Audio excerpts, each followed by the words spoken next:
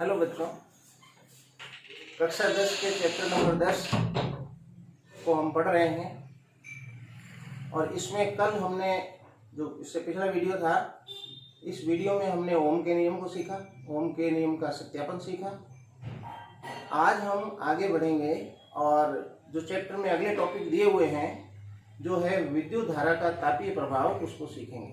तो चलिए आगे बढ़ते हैं।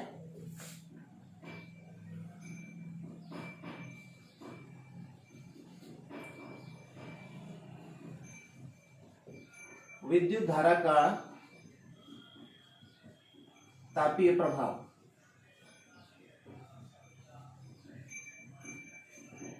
आपसे मैं एक बात कहूंगा, जब आप वीडियो देखने बैठे तो एक रफ नोटबुक साथ में रख लें और चीज़ों को नोट भी करते रहें और पुनः एक बार वीडियो देखकर फिर उसको समझ लें, ताकि आपका पढ़ाई के साथ साथ रिवीजन भी हो जाए। बच्चों, विद्युत धारा के तापीय प्रभाव से क्या तात्पर्य है? नाम देखें टॉपिक को, विद्युत धारा, बिल्कुल आपने समझी धारा। तापीय प्रभाव यानी ताप का प्रभाव, और ताप कब आएगा? जब ऊष्मा उत्पन्न हो।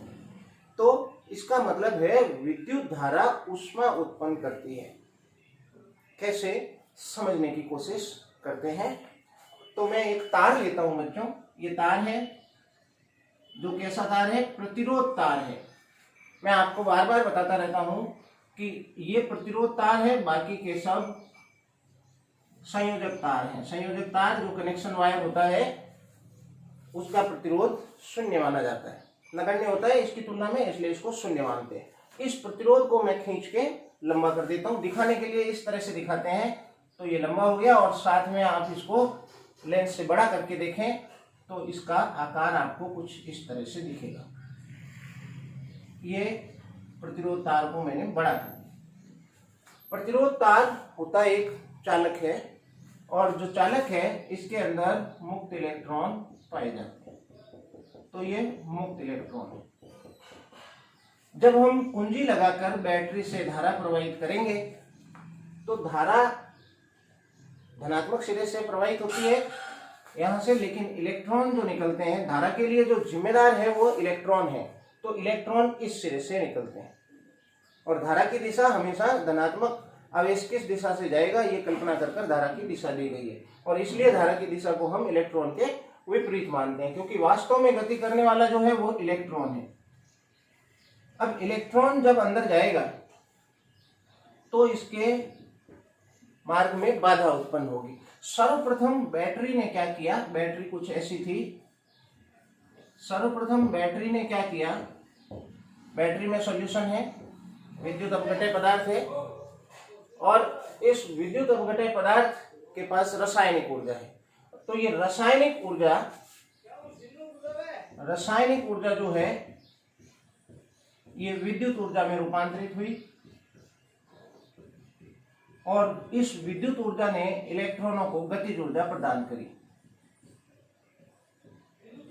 और ये इलेक्ट्रॉन जो है जब टकराएंगे तो अपनी गतिज ऊर्जा खो देंगे, और ये गतिज ऊर्जा जब लॉस्ट होगी तो वो ऊष्मा ऊर्जा के रूप में चालक से बाहर निकलेगी, और परिणाम स्वरूप ये चालक ऊष्मीय प्रभाव पाकर गर्म हो जाएगा, जो कि हम दैनिक जीवन में देखते हैं।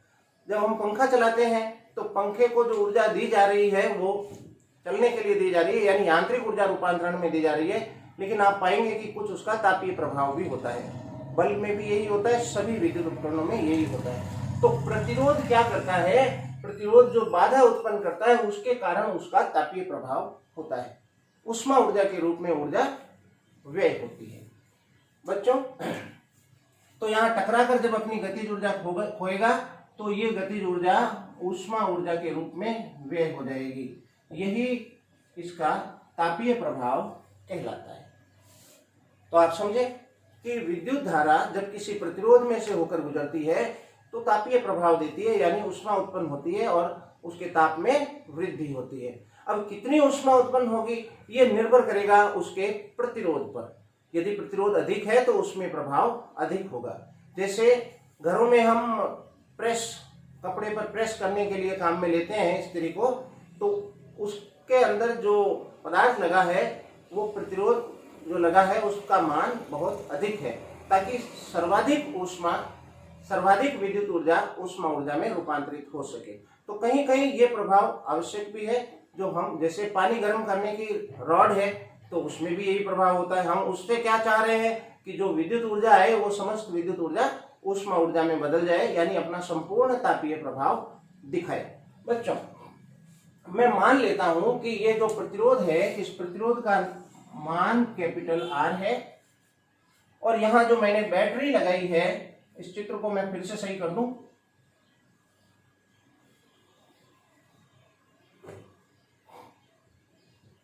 यहां जो मैंने बैटरी लगाई है, इस बैटरी का विभवांतर V है, और इसके परिणाम स्वरूप जो हमें धारा मिलेगी वो धारा I मिलेगी। V विभवांतर R प्रतिरोध पे लगाने पर धारा I मिलेगी। ओम के नियम में ये बातें समझी थी। और ये धारा मैंने T समय तक प्रवाहित करी, T समय तक प्रवाहित करी। तो T समय तक मान लेते हैं कि Q आवेश प्रवाहित हुआ। यहां से इलेक्ट्रॉन जा रहा है और मैं मान लेता हूं कि Q आवेश प्रवाहित हुआ। तो मैं यहां ये बात लिख देता हूं कि माना R प्रतिरोध पर V विभवांतर आरोपित करने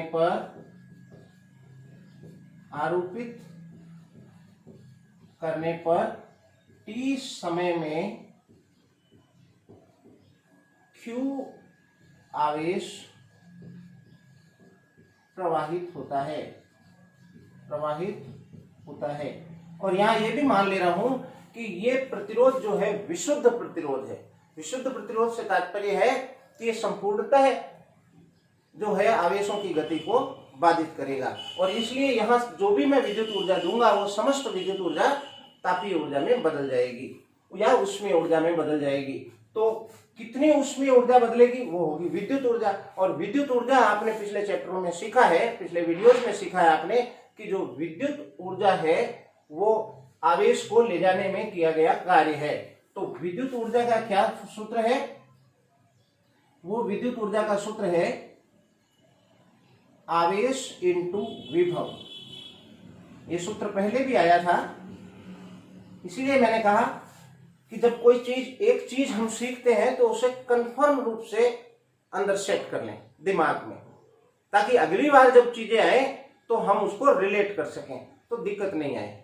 हमारे साथ दिक्कत यही होती है, एक बार जो पढ़ा वो पूरी तरह से हमें समझ में नहीं आता, और जब पूरी तरह से समझ में नहीं आता तो फिर लौट फिर के तो चीजें वही रिपीट होती हैं, तो फिर दिक्कत प्राप्त होती है, दिक्कत जो है उत्पन्न होती है। इसलिए कोई चीज सीखे तो उसको पूरी सीखें। आवेश इंटू विभव, ये जो विद्युत ऊर्जा है यही यहां पर ऊष्मा ऊर्जा के रूप में प्राप्त होगी। बच्चों, ऊष्मा ऊर्जा को मैं H से लिखूं, हीट, दैट इज आवेश Q V। ये ऊष्मा ऊर्जा का फॉर्मूला आ गया, लेकिन थोड़ा और सिंपल करें इसे, क्योंकि हमें डायरेक्ट Q नहीं मिलने वाला कि कितना आवेश प्रवाहित हुआ। Q डायरेक्ट हमें नहीं मिलेगा, धारा मिल जाएगी। तो हम यहां जानते हैं धारा जो है आवेश बटा समय है। अगर हम इसको इस तरह से लिखें क्रॉस मल्टीप्लाई करके, तो it is I into T, और मैं यहां वैल्यू रख दूं तो H बराबर I T एंड V, और फिर यहां पर मैं V की वैल्यू रख दूं। हालांकि ये सारे सूत्र अपने आप में पर्याप्त है, जब हमें आवेश दिया होगा तब ये फॉर्मूला काम करेगा, लेकिन जैसा कि मैंने कहा कि सामान्यतः ये नहीं होता हमारे पास, तो हम इस फॉर्मूले को काम में लेते हैं। और सामान्यतः अगर V भी नहीं है तो हम लिखेंगे ओम के नियम से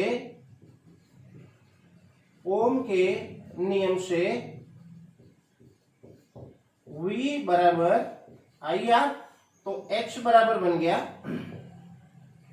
IT इंटू IR, अतः H बराबर I स्क्वायर RT। ये ऊष्मा उत्पन्न होगी। और ये जो सूत्र है जूल के द्वारा दिया गया है, इसलिए ये जूल का तापीय नियम कहलाएगा। अभी इसको हम अलग अलग करके समझेंगे। तो देखें, यहां 3 बातें स्पष्ट हैं। अतः स्पष्ट है कि नंबर 1, जो उत्पन्न ऊष्मा है वो धारा के वर्ग पर निर्भर कर रही है, यानी समानुपाती है, यानी H समानुपाती I²। ये ऐसे लिखना पड़ेगा।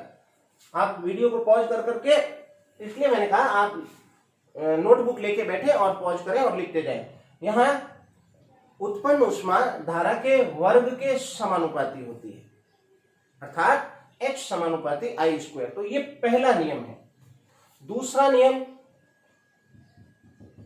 H समानुपाती I² ले लिया, R ले लेते हैं। तो लिखेंगे, स्पष्ट है उत्पन्न ऊष्मा किसी प्रतिरोध में विद्युत धारा के कारण उत्पन्न ऊष्मा उस चालक तार के या प्रतिरोध के समानुपाती होती है। ये दूसरा नियम है। और तीसरे नियम की जब हम बात करें तो ये बनेगा H समानुपाती, आप देखें T, यानी समय के भी समानुपाती होती है। तो तीनों को ऐसे लैंग्वेज में लिखना पड़ेगा कि प्रतिरोध में उत्पन्न ऊष्मा उसमें प्रवाहित धारा प्रवाहित करने में जितना समय लगा है उस समय के समानुपाती होती है। ये तीनों नियम जूल के तापीय नियम कहलाते हैं। इसको आप नोट भी करें। यह जूल के तापीय नियम कहलाते हैं। तो किन किन बातों पर निर्भर कर रही है ऊष्मा? उत्पन्न ऊष्मा निर्भर कर रही है प्रतिरोध पर। अगर प्रतिरोध का मान अधिक लेंगे तो उत्पन्न ऊष्मा भी अधिक प्राप्त होगी। अगर प्रवाहित धारा का मान अधिक लेंगे तो भी उत्पन्न ऊष्मा अधिक होगी। और प्रवाहित धारा जितने समय तक प्रवाहित होती है उस समय के मान में वृद्धि कर देंगे तो भी उत्पन्न ऊष्मा का मान बढ़ जाएगा। बच्चों, यहां अगर आप इसको यहां से एनालिसिस करें तो वोल्टेज बढ़ाने पर भी उत्पन्न ऊष्मा बढ़ जाएगी, क्योंकि जब हम वोल्टेज बढ़ाएंगे तो धारा भी बढ़ जाएगी, क्योंकि V समानुपाती आई। तो वो नियम यहां निकल के आ रहा है। लेकिन अगर पूछे तो हाँ, बिल्कुल वोल्टता पर भी निर्भर करती है। तो ये था जूल का जो प्रभाव है उसके साथ विद्युत धारा का तापीय प्रभाव। आप वीडियो को पॉज करें और नोट करें।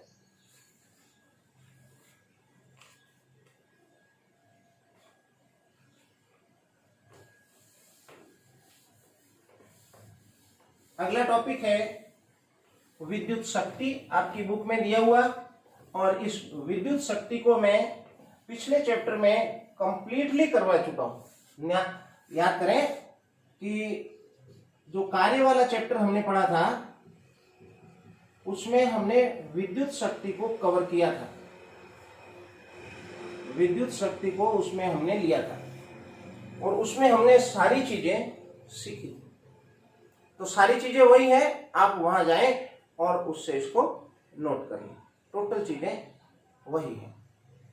तो इसके बाद जो है टॉपिक अपने पास जो बचेगा वो टॉपिक आएगा विद्युत धारा का चुंबकीय प्रभाव।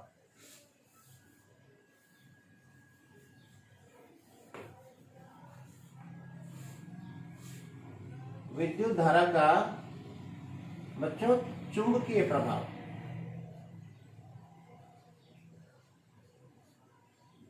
हालांकि ये जो वीडियो है मेरा हिंदी माध्यम के राजस्थान बोर्ड के बच्चों के लिए है, लेकिन मैं जानता हूं कि कुछ इंग्लिश मीडियम के बच्चे भी इस वीडियो को देख रहे हैं। तो कभी मौका मिला तो मैं उसके लिए अलग से प्रयास करूंगा, लेकिन अभी आप इसी में समझने की कोशिश करें। और कोई टर्म अगर समझ में नहीं आ रही है तो बुक की हेल्प ले लें, अदरवाइज मुझसे संपर्क कर सकते हैं, मैं आपकी मदद करूंगा। बच्चों, विद्युत धारा का चुंबकीय प्रभाव, magnetic effect of electric current क्या है? अब फिजिक्स समझें, इसमें लैंग्वेज में ज्यादा फेर नहीं है। फिजिक्स जो है उसकी अपनी कोई लैंग्वेज नहीं है, उसमें कंसेप्ट है। प्रकृति जिन नियमों का पालन कर रही है वो नियम ही भौतिक विज्ञान है। हमने प्रकृति को समझने की कोशिश करी और प्रकृति जिन जिन नियमों का पालन कर रही है हम उन्हें अच्छे से समझ रहे हैं और उन नियमों पर चलकर फॉलो करके हम नई चीज प्राप्त कर रहे हैं। तो ध्यान रखें, प्रकृति के सभी नियमों का हमें पालन करना चाहिए, ये हमारे लिए ही है। चलिए आगे बढ़े। विद्युत धारा का चुंबकीय प्रभाव। बच्चों, अब मैं फिर एक चित्र दिखा के आपको चीजें समझाऊं। तो ये एक प्रतिरोध है, ये प्रतिरोध तार है। आप प्रतिरोध तार की जब भी बात करते हैं, प्रतिरोध तार ऐसा बनाना होता है, लेकिन हम अपने सुविधा के अनुसार, ताकि चीजें समझ में आए, इसको बदल लेते हैं। तो इस तार को मैं खींच के लंबा कर लेता हूं। तो तार को खींच के लंबा किया तो ये प्रतिरोध तार बन गया मेरा, मान लेते हैं ये प्रतिरोध तार। और इस प्रतिरोध तार को मैं कनेक्शन वायर के साथ में जोड़ देता हूं। कनेक्शन वायर से मैंने इसको कनेक्ट कर दिया, और कनेक्शन वायर से कनेक्ट करके मैंने इस पे विभवांतर लगा दिया, बैटरी लगा दी। ये प्रतिरोध है। अब चुंबकीय प्रभाव देखना, उसमें प्रभाव नहीं देखना। चुंबकीय प्रभाव किससे पता चलेगा? आपको कैसे पता चलेगी कि कोई वस्तु चुंबक है या नहीं? चुंबकीय प्रभाव मतलब वो चुंबक होगी। कैसे पता चलेगा? या तो उस पदार्थ के पास, मान लेते हैं कि ये चुंबक है, तो इसके पास मैं कोई लोहे की वस्तु ले जाऊंगा, वो आकर्षित करेगा तो पता चल जाएगा।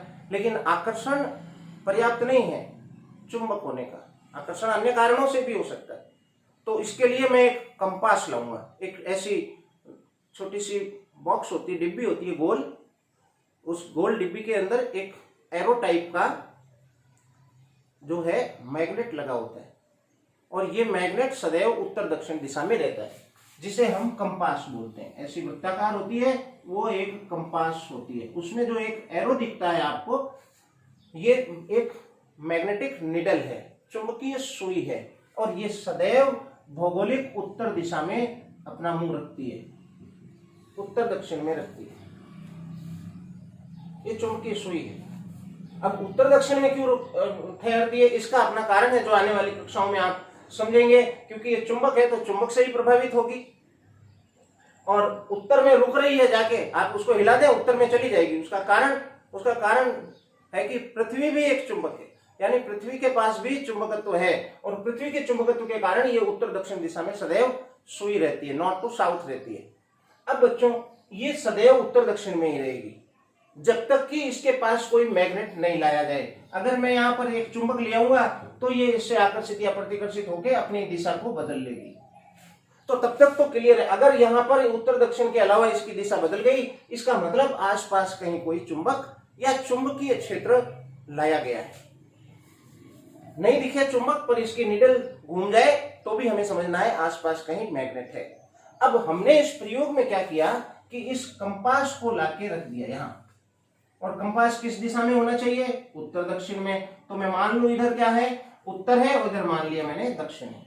बच्चों, अब ये उत्तर दक्षिण में है, लेकिन होगा क्या? ये प्रयोग ऑरेस्टेड का किया हुआ, लगभग 1820 ईस्वी के आसपास ये प्रयोग किया गया। उन्होंने देखा कि जैसे ही परिपथ में धारा प्रवाहित की जाती है, या कुंजी लगाई और धारा प्रवाहित की, और जैसे ही परिपथ में धारा प्रवाहित की, ये निडल उत्तर दिशा से विक्षेपित हो गई, उत्तर दिशा से विक्षेपित हो गई। किस दिशा में चली गई वो तो धारा की दिशा पर निर्भर करेगा, लेकिन मैं मान लेता हूं कि थोड़ा सा पश्चिम दिशा में विक्षेपित हो गया। हालांकि ये बातें धारा की दिशा और कंपास ऊपर है नीचे है, इन सब चीजों पर निर्भर करेगी, जिसे आप आने वाली क्लासों में और विस्तार से सीखेंगे। अभी आप एक टॉपिक सीख रहे हैं, फिर एक चैप्टर सीखेंगे उसका, फिर पूरी बुक यही होगी अगर आगे पढ़ाई जारी रखते हैं उसी फील्ड में। तो बच्चों, तो इन्होंने क्या पाया ऑरेस्टेड ने, मैं वैज्ञानिक का नाम लिख दूं, इंपॉर्टेंट है। ऑरेस्टेड ने क्या पाया कि जैसे ही इसमें धारा प्रवाहित की जाती है, ये निडल विक्षेपित हो जाती है।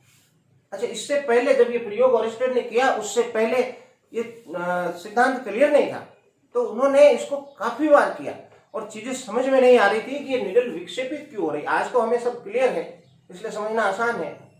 किसी वैज्ञानिक का पूरा जीवन लग जाता है और वो एक नियम हमें देके जाता है, और एक नियम जब हमें देता है तो उस नियमों के आधार पर हम काफी कुछ फायदा उठाते हैं, उपकरण बनते हैं, उनका फायदा उठाते हैं। तो बच्चों बार बार जब प्रयोग किए, फिर इसको इन्होंने दूर ले गए तो देखा कि विक्षेप कम हो रहा है, पास लाए तो विक्षेप बढ़ रहा है, धारा की दिशा बदल दी तो देखा कि विक्षेप की दिशा बदल गई। अभी इधर आ रहा है पश्चिम में तो फिर पूर्व में आ गया। जब कंपास, ये जो तार है कंपास के ऊपर है और तार को इसके नीचे ले आए तो भी देखा कि जो विक्षेप है कंपास का उसकी दिशा बदल गई।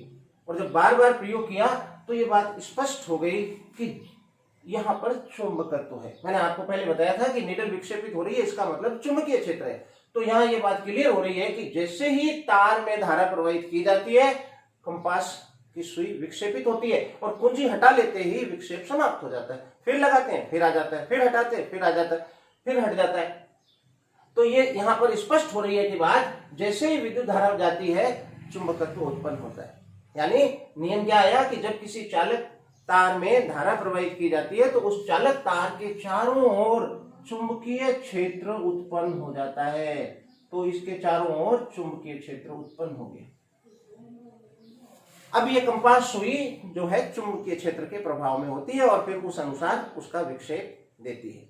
तो बच्चों ये था विद्युत धारा का चुंबकीय प्रभाव, जिसे आप बुक में देखें और उसे नोट करें।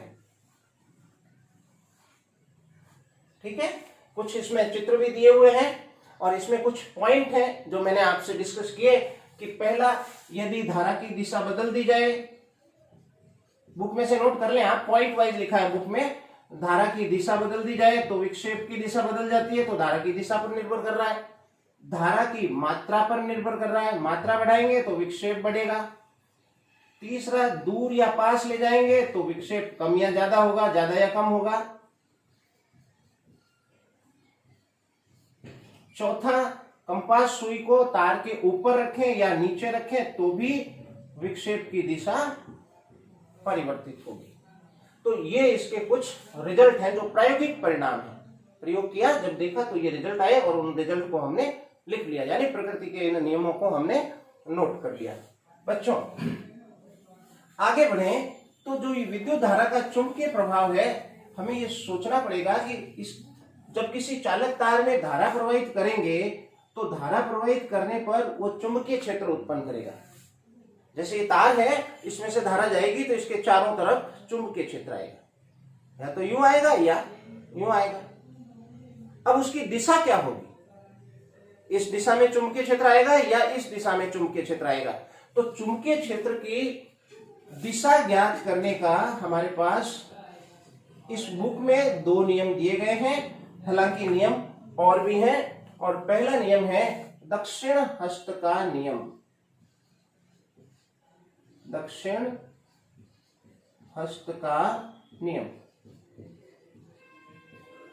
दक्षिण मीन्स दायां हाथ। जिस तार में धारा प्रवाहित हो रही है उस तार को देखें कि धारा की दिशा किस दिशा में बह रही है। तो मान लेते हैं कि धारा की दिशा इस दिशा में है, तो उस दिशा में अंगूठा करें और जो मुड़ी हुई उंगलियां हैं, उंगलियां मोड़ के रखनी है, उस उंगली को उस उंगलियों को तार से ऐसे पकड़ने की कल्पना करें।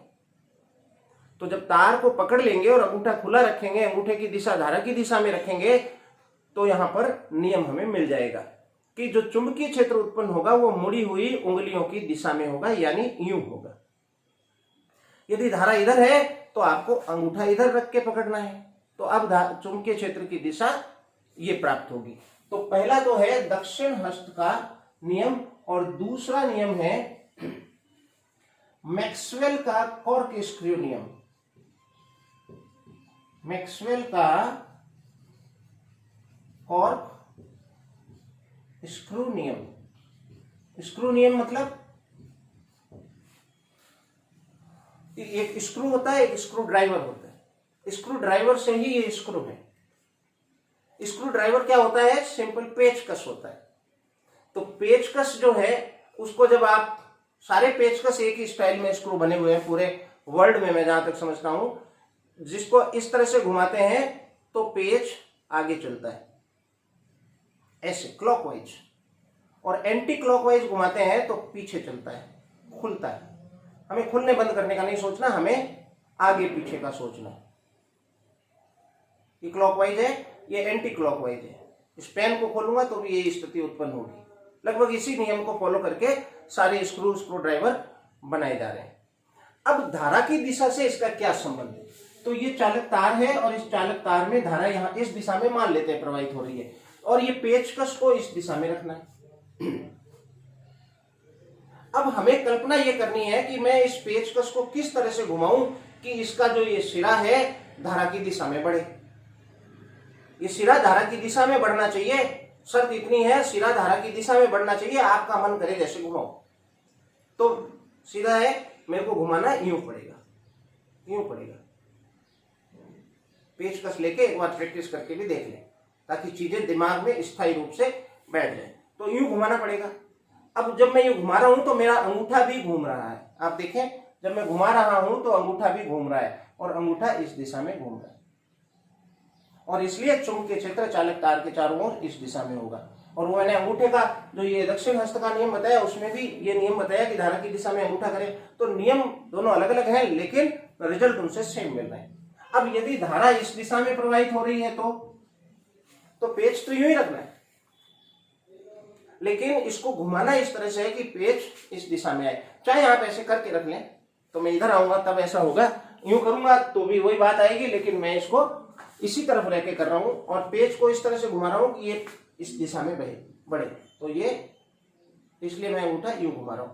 तो ये है दोनों नियम जो हमें बता रहे हैं कि विद्युत धारा का जो चुंबकीय प्रभाव होता है, वो चुंबकीय प्रभाव होने के कारण जो चुंबकीय क्षेत्र उत्पन्न होता है, उस चुंबकीय क्षेत्र की बच्चों दिशा क्या है। ये दोनों नियम है जो आप अच्छे से याद कर लें, समझ लें। तो आज के वीडियो में हमने विद्युत धारा के दो सुंदर कंसेप्टों को सीखा। एक था विद्युत धारा का तापीय प्रभाव, एक था विद्युत धारा का चुंबकीय प्रभाव। आप इसको लिखें, नोट करें और समझें। वीडियो अच्छा लगे तो शेयर भी करें, सब्सक्राइब भी करें, ताकि मैं जैसे वीडियो जारी करूं तुरंत उनके पास पहुंच जाए। सब्सक्राइब करने से ये फायदा होगा कि जैसे ही मैं कोई नया वीडियो बना के डालूंगा, अब तो मैं रोज एक वीडियो डालने वाला हूं, हफ्ते में 5 दिन वीडियो डालूंगा, ताकि आप 5 दिन पढ़ें और 2 दिन का ब्रेक मिल जाए, तो आपके पास नया वीडियो आते ही तुरंत पहुंच भी जाए। तो वीडियो को सब्सक्राइब करें, पढ़ते रहें। यदि हम थककर हार गए तो बाधाओं को बल मिलेगा, लेकिन हमें बाधाओं को बल नहीं देना है। आप प्रयास करें, मेहनत करें। आज इतना ही। अगले वीडियो में मैं फिर मिलूंगा इसके आगे के टॉपिक के लिए। तब तक के लिए थैंक यू।